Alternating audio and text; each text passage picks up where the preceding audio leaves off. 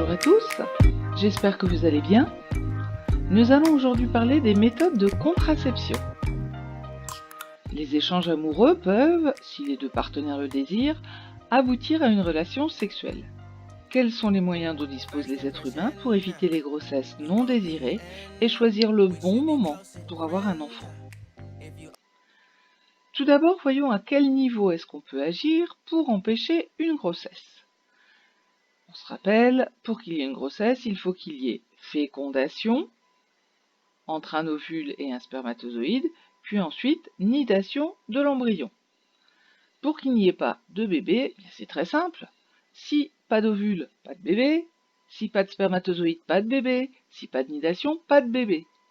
Les méthodes de contraception vont agir à ces trois niveaux. Voyons les différents moyens de contraception. La contraception, ça représente l'ensemble des méthodes qui ont pour but d'empêcher une grossesse non désirée. La contraception, ça doit être efficace, réversible. Si on arrête ce moyen de contraception, on doit pouvoir avoir un bébé. Pratique, peu cher et sans danger. Quelles sont les principales méthodes contraceptives? Je vous conseille d'aller sur le site choisirsacontraception.fr. Vous y trouverez toutes les méthodes de contraception et puis des renseignements sur les contre-indications, comment ça fonctionne, le prix, l'efficacité, etc. Voyons tout d'abord les contraceptifs mécaniques. Le préservatif masculin, c'est une gaine en latex, donc dans un petit emballage, que l'on va mettre sur le sexe en érection, et ce préservatif va récupérer le sperme lors de l'éjaculation. De plus, le fait qu'il y ait cette gaine de latex va empêcher le contact entre les muqueuses de l'homme et de la femme, et donc va éviter la transmission d'infections sexuellement transmissibles. Alors bien sûr, le préservatif doit être changé à chaque rapport sexuel. Des préservatifs, on en trouve partout, dans les supermarchés, dans des distributeurs, ça coûte pas très cher, c'est très efficace. Bien évidemment, il faut faire attention à ne pas déchirer le préservatif en l'ouvrant, parce que bien évidemment, un préservatif troué n'aura pas d'efficacité. Il existe également des préservatifs féminins ou des diaphragmes, mais ce sont des méthodes qui sont moins efficaces, peu pratiques, moins utilisées maintenant, on a beaucoup mieux. Voyons maintenant les contraceptifs hormonaux. Ces méthodes contraceptives ont pour principe d'administrer à la femme des hormones synthétiques. Ces hormones, qui miment l'action des hormones naturellement fabriquées par la femme, vont bloquer le cycle de l'ovaire et de l'utérus. Leur efficacité est excellente à condition que la prise d'hormones soit régulière. Mais certaines contre-indications existent à la prise de ces hormones. Être fumeuse, par exemple, augmente le risque de maladies cardiovasculaires si en même temps on prend la pilule. Il existe deux façons de prendre ces hormones. Soit ces hormones seront diffusées de manière continue dans l'organisme, ou soit on prendra quotidiennement une pilule. On va commencer par parler de la pilule, qui est la plus connue. Donc les plaquettes de pilules se présentent soit sous forme de 21 comprimés ou de 28 comprimés. On va prendre un comprimé par jour pendant 3 semaines, puis on arrêtera pendant une semaine. Sur les plaquettes de 28, ça sera des comprimés juste pour ne pas perdre le rythme, mais qui ne contiendront rien. Pendant cette semaine d'arrêt, les règles vont survenir. La pilule agit à 3 niveaux. Premier niveau, elle empêche l'ovulation. Deuxième niveau, elle épaissit le mucus cervical, donc ce mucus qui est situé dans le col de l'utérus, et ce mucus devient quasiment infranchissable par les spermatozoïdes, et elle empêche l'anidation de l'embryon en rendant la muqueuse de l'utérus inapte à l'anidation. Donc l'efficacité de la pilule est quasiment de 100%. Par contre, il peut arriver qu'on oublie de prendre la pilule. On ne peut pas se permettre de décaler de plus de 1 ou 2 heures la prise de pilule d'un jour sur l'autre. Si on l'oublie une journée, c'est fichu. On ne sera plus protégé. Il peut arriver également si on a vomi, qu'on n'ait pas complètement assimilé la pilule. Attention également aux interactions avec d'autres médicaments. Ce qui fait que ces problèmes peuvent diminuer l'efficacité de la pilule. Donc la pilule que l'on prend contient des œstrogènes et de la progestérone. de synthèse qui vont agir au niveau de l'hypothalamus et cela va donc quasiment stopper la production de FSH et de LH, donc les ovaires vont être mis au repos, donc il n'y aura pas d'ovulation. Il n'y aura pas non plus sécrétion d'œstrogène et de progestérone, donc la muqueuse de l'utérus et la glaire cervicale seront impropres à l'anidation et imperméables aux spermatozoïdes. Vous voyez, quand on est sous pilule, la quantité de progestérone ou d'œstrogène, comme la quantité de LH et de FSH, sont très basses. Alors on peut également s'implanter directement dans le corps ces hormones. C'est donc un implant, on le met sous le bras, c'est le médecin qui le met sous le bras par un petit dispositif qui va insérer sous le bras le petit bâtonnet. Ce petit bâtonnet va diffuser régulièrement les hormones dans le corps et ça va durer 3 ans. C'est très pratique, il n'y a rien à faire, il n'y a pas d'oubli. Bon, certaines personnes ont un peu peur à l'idée de se mettre un petit bâtonnet dans le bras ou à l'idée d'avoir peur lorsqu'on va l'insérer.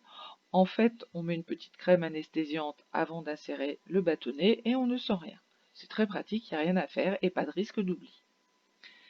On peut mettre également des patchs contraceptifs, donc on met un patch par semaine, on peut le mettre sur la fesse, sur l'aine, sur l'épaule, sur le bras, et ce patch va diffuser au travers de la peau la quantité d'hormones nécessaires. On met un patch par semaine pendant 3 semaines, on fait un arrêt d'1 semaine, pendant cet arrêt surviendront les règles, et puis ensuite on recommence. Il existe également l'anneau vaginal, donc même principe, c'est un petit anneau que la femme va mettre dans le fond de son vagin. On le laisse 3 semaines, et puis au bout de 3 semaines, on l'enlève, vont survenir les règles, et 1 semaine après, on en remet un autre. Dans ce petit anneau vaginal sont présentes des hormones qui vont diffuser régulièrement dans le corps. Même chose, très bonne efficacité. On ne le sent pas, on ne peut pas le perdre, ça fait un petit peu peur à l'idée de mettre un anneau dans son vagin, mais ça ne se sent pas ni par soi ni par son partenaire sexuel. Alors, troisième grand type de méthode, qui allie à la fois des méthodes hormonales et mécaniques, c'est le stérilet. Le stérilet, on dit aussi dispositif intra-utérin, ou on abrège DIU. C'est un espèce de petit dispositif en forme de T, qui est placé par le médecin dans l'utérus. Et donc une petite ficelle arrive juste à fleur du col de l'utérus. On ne le sent pas, ça ne fait pas mal quand on le met, ça ne fait pas mal quand on l'enlève. C'est fait pour durer 5 ans. Pendant 5 ans, on n'a pas de souci de contraception. Alors il y a 2 grands types de dispositifs intra-utérins. C'est très efficace, c'est très pratique, il n'y a rien à faire pendant 5 ans, l'idéal. Par contre, on ne peut le mettre que quand on a déjà eu un enfant. Parce que le col de l'utérus, avant qu'on ait eu un bébé, il est quasiment infranchissable. En tout cas, pas par quelque chose d'aussi gros qu'un stérilet. Et donc, on va pratiquement jamais pouvoir le mettre chez une jeune fille qui n'a pas eu d'enfant. Mais dès que vous aurez eu un enfant, je vous le conseille. Et enfin, dernière chose, la pilule du lendemain. Il peut arriver qu'il y ait eu un rapport sexuel où le moyen de contraception n'a pas été efficace. Donc, il nous reste une dernière chance, la pilule du lendemain. C'est un seul comprimé qu'on pourra prendre le plus tôt possible après le rapport sexuel. Il contient une dose importante d'hormones ovariennes et il va empêcher l'ovulation si celle-ci ne s'est pas encore produite. Il va désorganiser le cycle de l'utérus, empêcher l'anidation et provoquer des règles importantes. Si l'embryon est déjà implanté, c'est trop tard. Mais l'efficacité est assez bonne si on le prend moins de 24 heures après le rapport sexuel. Au bout de 2 jours après le rapport sexuel, l'efficacité tombe à 50%, c'est-à-dire une chance sur 2, ça ne vaut pas la peine. Ce n'est pas un moyen de contraception. Il ne faut pas le prendre de manière régulière parce que sinon, ça désorganiserait complètement votre cycle sexuel.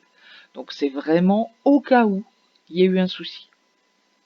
Cette pilule contraceptive du lendemain est délivrée gratuitement en pharmacie ou dans les infirmeries de lycée et vous n'avez pas besoin de passer par un médecin pour l'avoir. On va récapituler tout ça par ce petit film. Vous vous demandez quel moyen de contraception choisir? Chaque méthode a ses atouts et ses désavantages. Pour concevoir, une femme a un cycle menstruel qui correspond à des variations hormonales et physiologiques. À chaque cycle, un ovule est éjecté. S'il rencontre un spermatozoïde, il y a fécondation. L'ovule fécondé, devenu un œuf, se niche dans l'utérus. La contraception est l'ensemble des moyens d'éviter une grossesse. On en compte plusieurs sortes. Les contraceptifs mécaniques.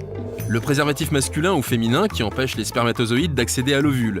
Il est efficace à condition de l'utiliser avec rigueur. Les contraceptifs chimiques, appelés spermicides, sous forme de crème ou d'éponge. Les contraceptifs intra-utérins, appelés stérilets, en cuivre qui a un effet spermicide. Ou hormonal, à l'effet contragestif, qui empêche l'ovule fécondé de se nicher dans l'utérus. Les stérilets nécessitent l'intervention d'un gynécologue et un suivi médical. Les contraceptifs hormonaux oraux.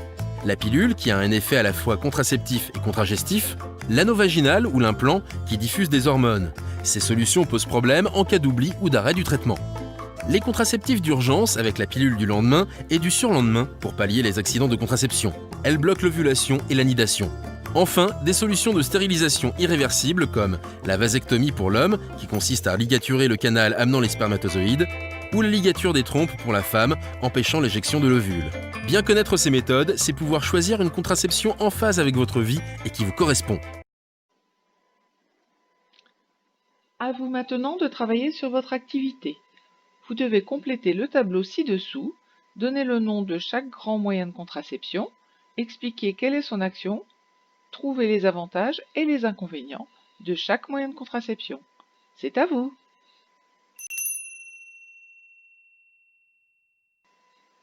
Voici les réponses.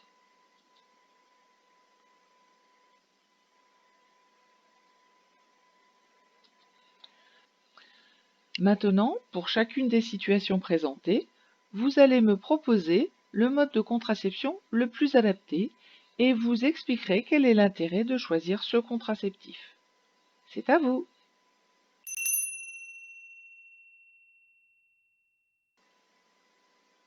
Voici les réponses.